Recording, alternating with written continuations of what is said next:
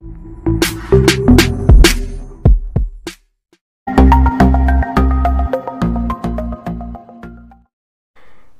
అండి, ఎలా ఉన్నారు? బాగున్నారా?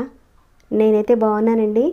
మీ అందరికీ అమ్మవారి ఆశీస్సులు ఎప్పుడూ ఉండాలని కోరుకుంటూ ఈ ఏకాదశి రోజున మీ అందరికీ ఉపయోగపడే చాలా అద్భుతమైన పరిహారంతో వచ్చానండి. రేపు మనకి ఆదివారం ఏకాదశి వస్తుంది.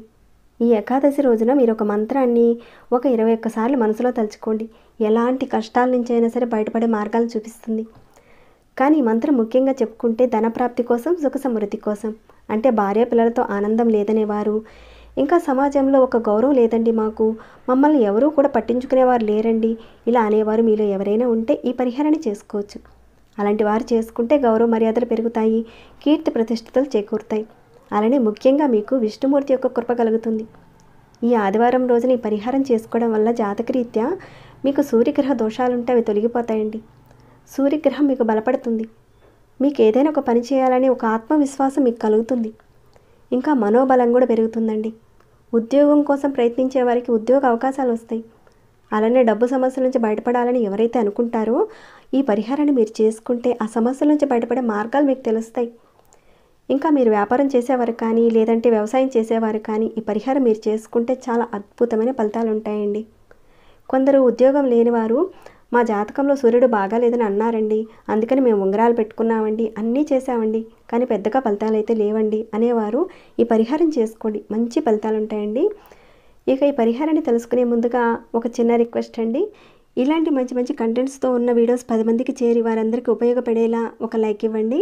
సబ్స్క్రైబ్ చేసుకొని ప్రతిరోజు మన ఛానల్ నుంచి ఇలాంటి ఎన్నో మంచి పరిహారాలను తెలుసుకోవడానికి, ఆచరించడానికి మీరు ఆ వీడియోస్ని మిస్ కాకుండా ఉండాలి అంటే సబ్స్క్రైబ్ చేసుకొని ఆల్ అనే ఆప్షన్ని తప్పకుండా ఆన్లో పెట్టుకోండి. అప్పుడే ఏ వీడియో కూడా మిస్ కాదండి. ఏంటంటే కొందరు వీడియోని చూస్తున్నారు కానీ సబ్స్క్రైబ్ చేసుకోవట్లేదు. తిరిగి వాళ్ళు మీరు చెప్పిన ఈ పరిహారాన్ని మిస్ అయ్యామండి, చూడలేకపోయాము అని ఇలా అన్నారు. అందుకే ఈ మాట చెప్తున్నానండి. సబ్స్క్రైబ్ చేసుకొని ఆల్ అనే ఆప్షన్ని పెట్టుకోండి. అలానే ఈ వీడియోని చివరి వరకు చూడండి, అన్ని విషయాలు తెలుస్తాయి. సరేనండి, పరిహారాన్ని ఎలా చేయాలనేది చూద్దాము. ఇప్పుడు చెప్పుకున్న వారు ఎవరైతే ఉన్నారో మీరు ప్రతిరోజు సూర్యోదయం సమయంలో మీరు స్నానం చేసుకుని సూర్య భగవానుడికి అర్ఘ్యం ఇస్తూ ఉండండి. అలానే ఆదిత్య హృదయం కూడా చదువుతూ ఉండండి. మీలో కొందరు అనొచ్చు, మేము ప్రతిరోజు కంటిన్యూగా చేయాలంటే మాకు కాస్త ఇబ్బంది అండి అంటే కనీసం 41 రోజుల పాటు చేయండి. అంటే మీరు ఈ ఆదివారం ఏకాదశి రోజు నుంచి మొదలుపెట్టి 41 రోజుల పాటు స్నానం చేసుకొని సూర్యభగవానుడికి అర్ఘ్యం ఇస్తూ ఆదిత్య హృదయం చదువుతూ ఉండండి. నమ్మకంతో, విశ్వాసంతో చేయండి, మంచి ఫలితాలు ఉంటాయి. ముఖ్యంగా ఈ పరిహారాన్ని ఆడవారైనా మగవారైనా చేసుకోవచ్చు. కానీ ఆడవారు నెలసరి సమయంలో ఉన్నప్పుడు మాత్రం చేయకండి. నియమాలైతే ఇవ్వండి. ఇక పరిహారానికి కావాల్సిన వస్తువులు ఏంటో చూద్దాము. ఒక కాపర్ గ్లాస్ కానీ, లేదంటే ఒక లోటా కానీ, చెంబు కానీ, ఏదైనా కాపర్కి సంబంధించిన ఒక వస్తువు తీసుకోండి. అలానే పసుపు కావాలండి, ఇంకా కర్పూరం కావాలండి. ఇవేనండి ఈ పరిహారానికి కావాల్సిన పదార్థాలు. ఇక ఈ పరిహారాన్ని మీరు రేపు ఆదివారం ఏకాదశి రోజున ఉదయం 6 గంటల నుంచి మధ్యాహ్నం 12 గంటల లోపుగా చేయాలి. ముందుగా మీరు ఈ రాగి లోటా నిండుగా, లేదంటే ఈ రాగి చెంబు నిండుగా నీళ్లు తీసుకోండి. ఆ నీళ్ళల్లో ఒక 3 చిటికెళ్ళు పసుపు వేయండి. 3 అంటే 3 వేయాలండి. ఇలా వేసిన తర్వాత మీరు సూర్య భగవానుడికి అర్ఘ్యం ఇవ్వాలి. ఈ అర్ఘ్యాన్ని ఏ రకంగా ఇవ్వాలనేది కూడా ఇంతకుముందు వీడియోలో నేను చెప్పానండి. ఒకవేళ వీడియోని మిస్ అయితే కనుక చూడండి. మీ 2 చేతులతో తీసుకొని ఈ కాపర లోటాన్ని కానీ, లేదంటే ఈ చెంబును కానీ ఈ విధంగా పట్టుకొని మీ ఎత్తు కంటే కాస్త ఎత్తుగా సూర్యుడి వైపు చూస్తూ మీరు కింద ఒక బకెట్ కానీ, లేదంటే ఒక గిన్నె కానీ పెట్టుకొని దాంట్లో పోయండి. మీరు డైరెక్ట్గా మాత్రం అర్ఘ్యాన్ని ఇచ్చేటప్పుడు మొక్కల్లో మాత్రం పోయకండి. ఒక గిన్నె కానీ, ఒక బకెట్ కానీ పెట్టుకొని పోయండి. తర్వాత ఆ నీళ్ళను తీసి మొక్కల్లో పోసేయండి. తులసి మొక్కలో కాకుండా వేరే ఇతర మొక్కల్లో వేసేయండి. మీరు అర్ఘ్యం ఇచ్చిన తర్వాత మీ మనసులో సమస్యలు, కోరికలు అన్నిటి గురించి చెప్పుకోండి స్వామివారికి. తర్వాత ఈ మంత్రాన్ని మీరు ఒక 21 సార్లు తలుచుకోండి.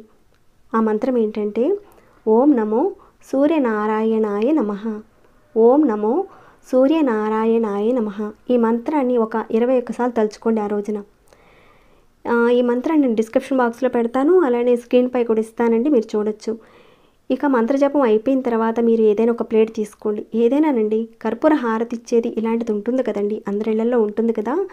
ఈ కర్పూర హారతి ఇచ్చేది తీసుకోండి. దానిలో కొద్దిగా కర్పూరం పెట్టండి. దాని మీద కొద్దిగా ఆవునేతిని వేయండి. ఎక్కువ అవసరం లేదండి, ఒక 2-3 డ్రాప్స్ కర్పూరం మీద ఈ విధంగా వేయండి. వేసిన తర్వాత వెలిగించండి. అలా వెలిగించిన తర్వాత సూర్య భగవానుడికి హారతి ఇవ్వండి. అంటే దేవుడికి మీరు ఇంట్లో ఏ విధంగా హారతి ఇస్తారో అదే విధంగా సూర్య భగవానుడికి హారతి ఇవ్వండి. ఈ కర్పూరం ముద్ద కర్పూరమైన వాడుకోవచ్చు, లేదంటే పచ్చ కర్పూరమైన వాడుకోవచ్చండి. ఆ విధంగా పెట్టి చక్కగా హారతి ఇవ్వండి. ఇదిగోండి, ఈ విధంగా మీరు దేవుడికి తిప్పి హారతి ఇవ్వండి. ఇక్కడ మీకు జస్ట్ చూపిస్తున్నాను, మీ అందరికీ తెలిసిందే అండి, తెలియని వారు తెలుసుకుంటారని చూపిస్తున్నాను. అలా హారతి ఇచ్చిన తర్వాత మీరు ఈ ప్లేట్ని కింద పెట్టి ఒకసారి సూర్య భగవానుడికి నమస్కారం చేసుకోండి. ఈ విధంగా మీరు ఉదయం సూర్య భగవానుడికి చేసేస్తారు. ఇక సాయంత్రం మళ్ళీ మీరు ఒకసారి స్నానం చేసుకొని నారాయణుడు మంత్రాన్ని, అంటే ఆ మంత్రం ఏంటంటే ఓం నమో భగవతే వాసుదేవాయ, ఓం నమో భగవతే వాసుదేవాయ, ఇలా మీరు ఒక 108 సార్లు అనుకోండి. ఈ మంత్రాన్ని కూడా నేను స్క్రీన్పై ఇస్తానని మీరు చూడొచ్చు. సాయంత్రం ఒకటి మీరు పూజ చేసుకున్నా పూజ చేసుకోకపోయినా కానీ మీరు స్నానం చేసిన తర్వాత తప్పకుండా చదవండి. అంటే మీరు ఎప్పుడు స్నానం చేసినా తప్పకుండా ఈ మంత్రాన్ని ఆ రోజున జపించండి ఒక 108 సార్లు. ఇలా జపం చేయడం వల్ల మీ సమస్యల నుంచి మీరు బయటపడతారు. ఉద్యోగ అవకాశాలు దొరుకుతాయి మీకు. అలానే వ్యాపారం వ్యవసాయం చేసే వాళ్ళకి లాభాలు కలుగుతాయి. సమాజంలో కీర్తి ప్రతిష్టతలు గౌరవ మర్యాదలు మీకు పెరుగుతాయండి. ఆ లక్ష్మీనారాయణ యొక్క కృపా కటాక్షం మీకు కలుగుతుంది. కొన్ని పర్వదినాల్లో మనం చేసుకునే పరిహారం వల్ల అధిక రెట్టింపు ఫలితాలు ఉంటాయండి. ఎవరికైతే ఈ సమస్యలు ఉన్నాయో తప్పకుండా చేసుకోండి. చిన్న పరిహారం అండి. ఒక 41 రోజుల పాటు ఈ ఆదివారం రోజు నుంచి, అంటే ఈ ఆదివారం ఏకాదశి రోజు నుంచి మొదలుపెట్టి 41 రోజుల పాటు చేయండి. మీకున్న సమస్యల నుంచి మీరు బయటపడతారు. ఆ లక్ష్మీనారాయణ యొక్క అనుగ్రహం మీకు ఎల్లప్పుడూ ఉండాలని నేను కోరుకుంటూ ఈ వీడియోని ఇంతటితో ముగిస్తున్నాను. ఇంకేమైనా డౌట్స్ ఉంటే అడగండి, తప్పకుండా రిప్లై ఇస్తాను. అలానే ఈ వీడియో పట్ల మీకు ఎలా అనిపించింది ఏంటి అనేది కింద కామెంట్ రూపంలో నాకు తప్పకుండా తెలియచేయండి. లైక్ చేయకుండా ఇంకా చూస్తుంటే ఒక లైక్ చేయండి. సబ్స్క్రైబ్ కాని వారు ఎవరైనా ఉంటే ఇలాంటి మంచి మంచి వీడియోస్ని మీరు మిస్ కాకుండా ఉంటే సబ్స్క్రైబ్ చేసుకుని ప్రతిరోజు మన ఛానల్ నుంచి వచ్చే వీడియోస్ని వాచ్ చేస్తూ ఉండండి. మరొక భక్తి వీడియోలో మళ్ళీ మిమ్మల్ని కలుసుకుంటాను. అంతవరకు సెలవు.